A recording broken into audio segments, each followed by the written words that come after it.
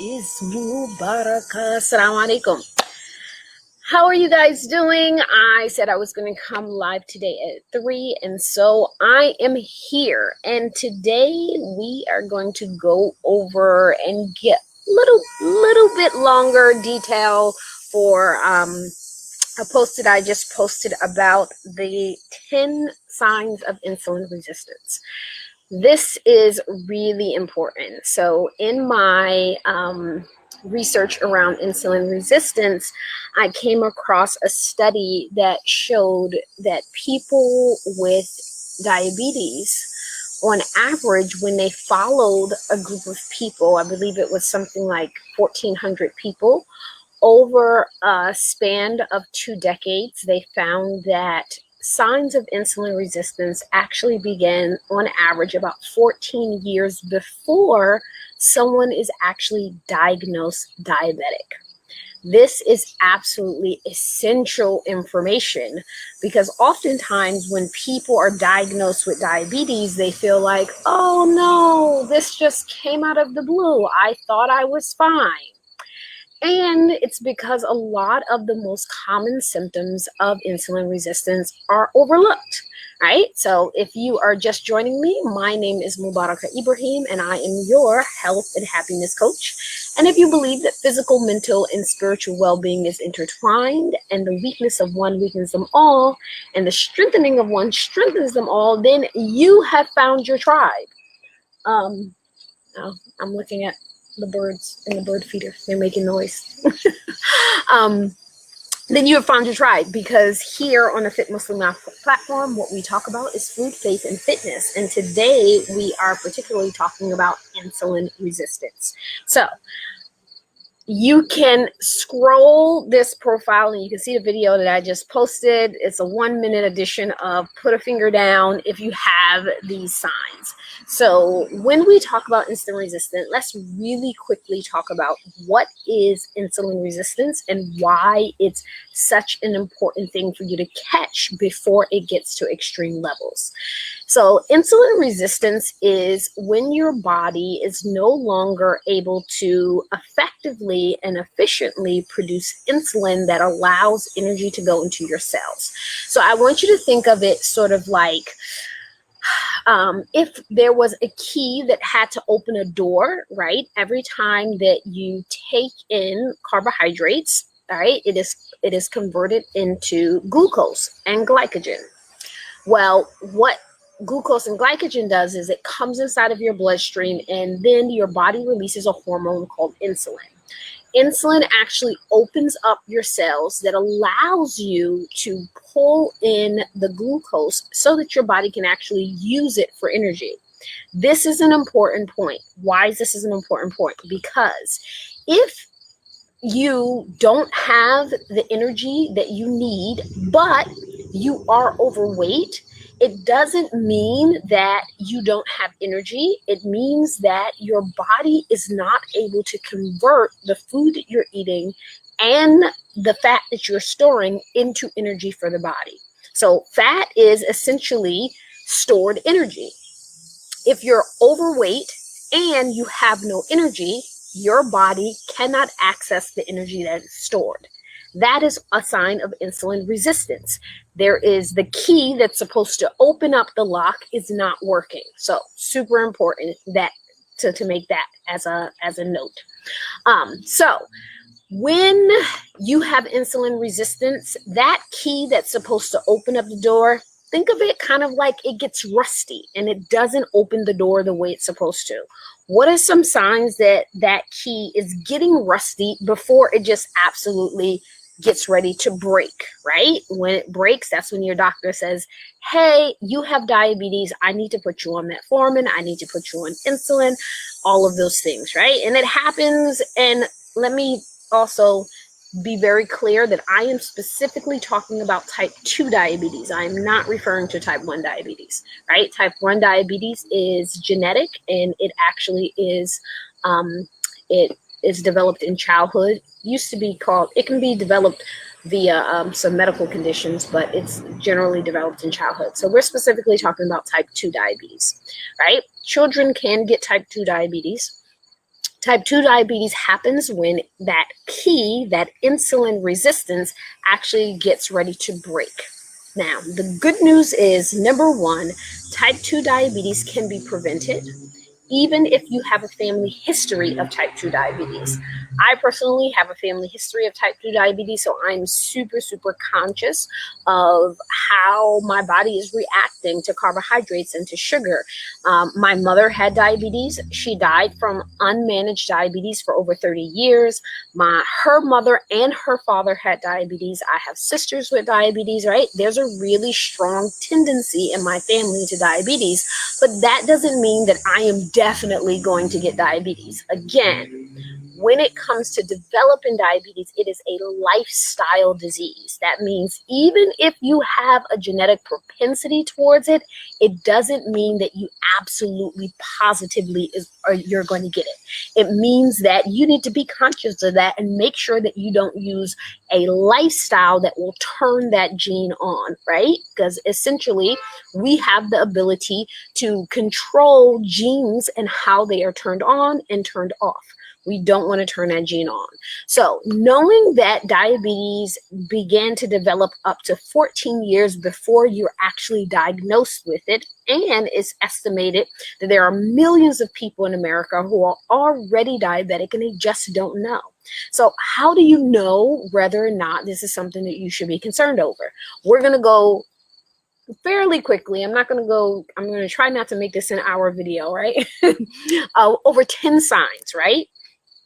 Individually, these signs can mean absolutely nothing. They can mean refer to a different type of dysfunction, but collectively, they begin to be red flags, and you should be concerned about them. So, number one, feeling hangry and unable to go but long time between meals without that, not just hunger feeling, but hangry, right?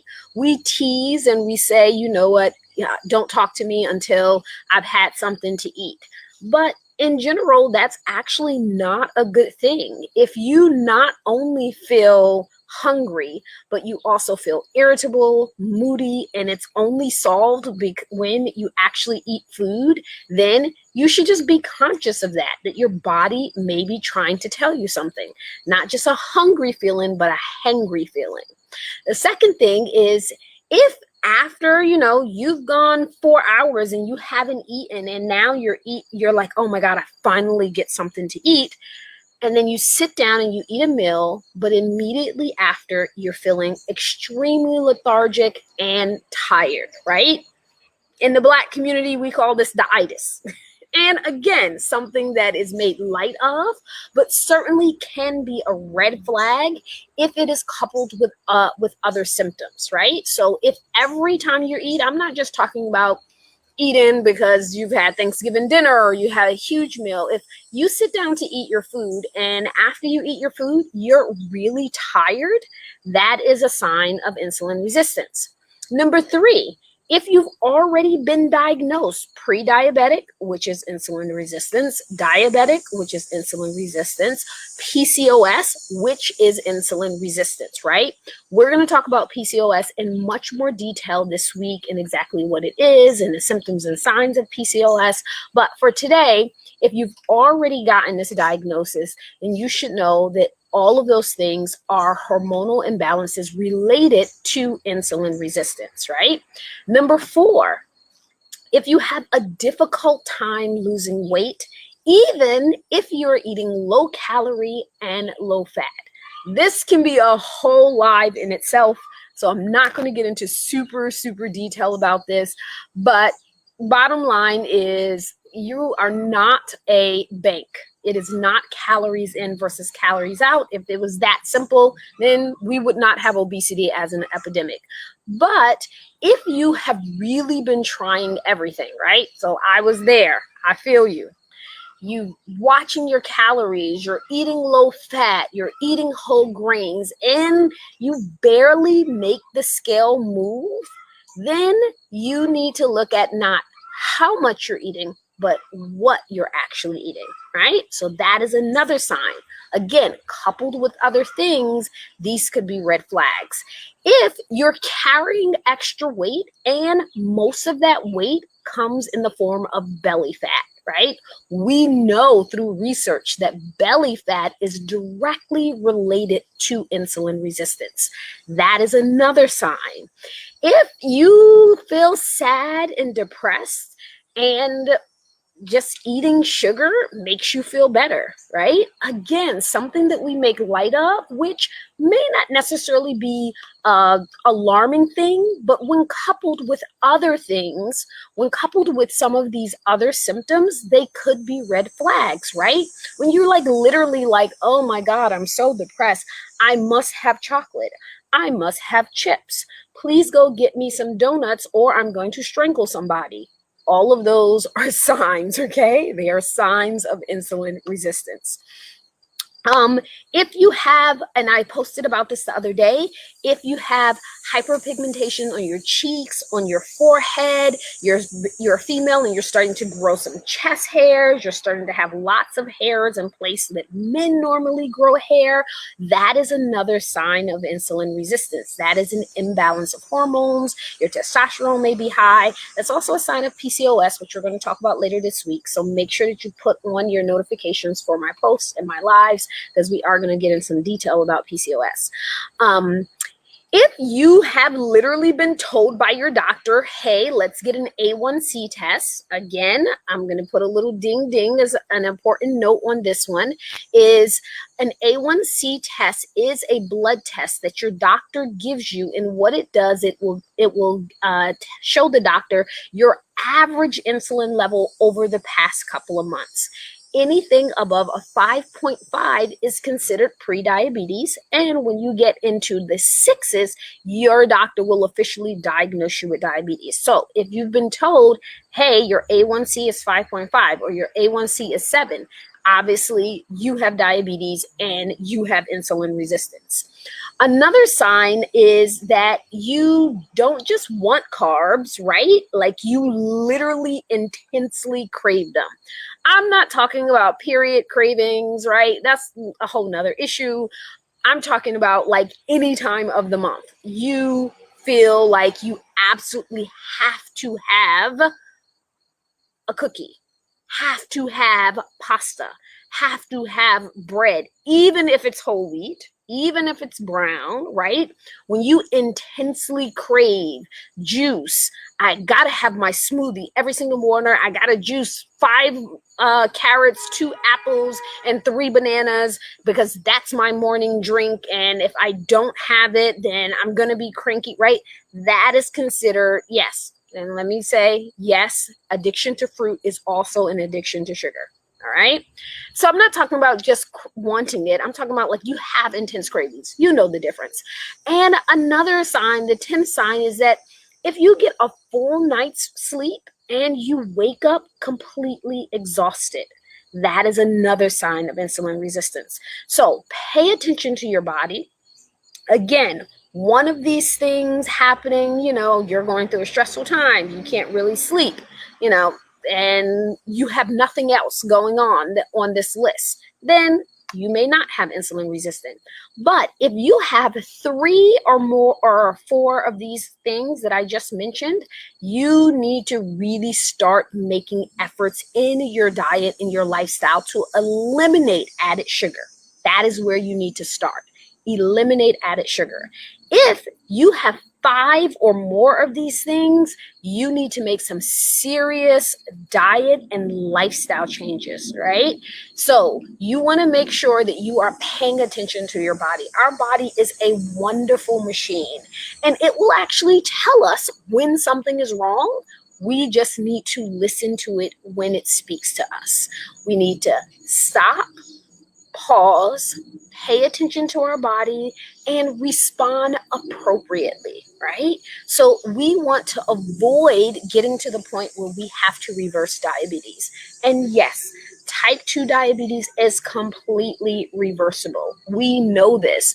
We know this from diet and lifestyle changes. And something that's like super common, right? That the one way that we know this is when you have, and doctors know this all the time, if you have somebody who is severely obese and they get gastric bypass surgery and they begin to lose significant amounts of weight and it decreases the amount of food that they're eating, within a couple of months, their doctor is taking them off diabetic medication in many, many cases. So we know that type 2 diabetes can be reversed. You can reverse it with the way that you're eating, significantly reducing carbohydrates, the way that you're moving, right?